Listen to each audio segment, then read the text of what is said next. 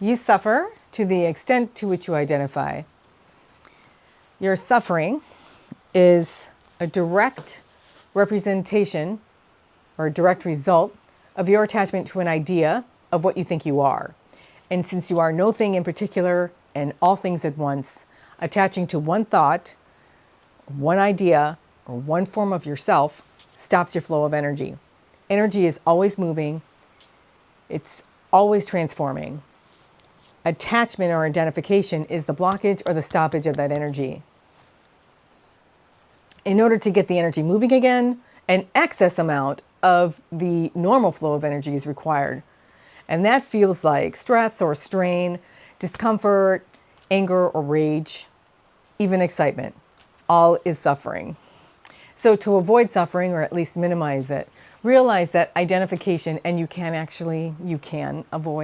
completely avoid suffering, but I'll do another video on that on some other time. So to avoid suffering, realize that identification is a temporary state, and everything temporary is an illusion.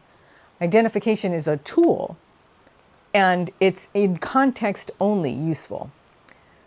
It's content specific to that moment in time.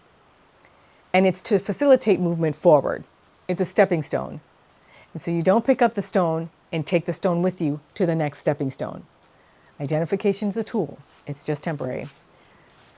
So if you get mad at your partner or your friend who says or calls you stingy, whether or not you are defending or you're fighting back, you must have had firsthand experience of identifying with either being stingy or being generous, the opposite of that. So if your friend says you're stingy and you get mad and you argue back and you're saying you're generous, you're identifying with an idea that you have about yourself of being generous. And it's still an identification. Even though it's not an identification with stingy, you're still identifying. It's irrelevant with what. The fact is that you are still identifying. So ideas are energy, and energy is always moving. So when you try to attach to a thing that's in constant motion, you're going to get hurt. It's like trying to hold on to a moving train. So whatever someone says about you, it's their idea, it's their truth of you.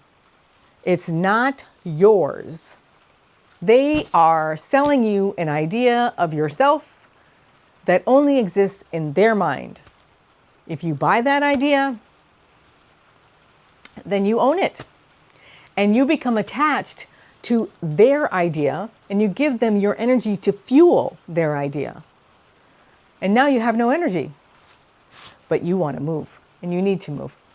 So energy starts to mount in response to your clingingness.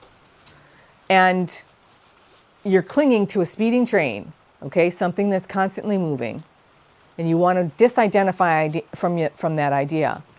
So the longer that you hold on to that identity of being generous or being stingy, the more the energy response mounts in response to your needing to disengage until it explodes.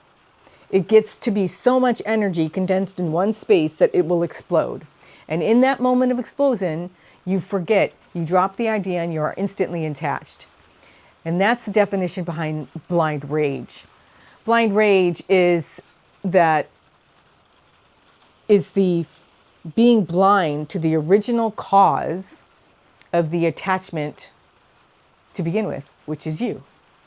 Yes, that's blind rage. So while you are busy yelling and punching, you're only focused on getting free from the situation. It's only after you've calmed down that you come to the realization that you have a choice.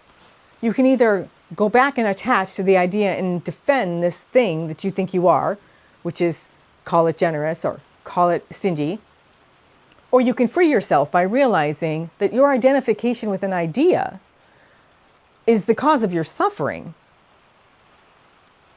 In both cases, it's still your choice. You suffer only to the extent to which you identify. You choose. Live deliberately. Namaste.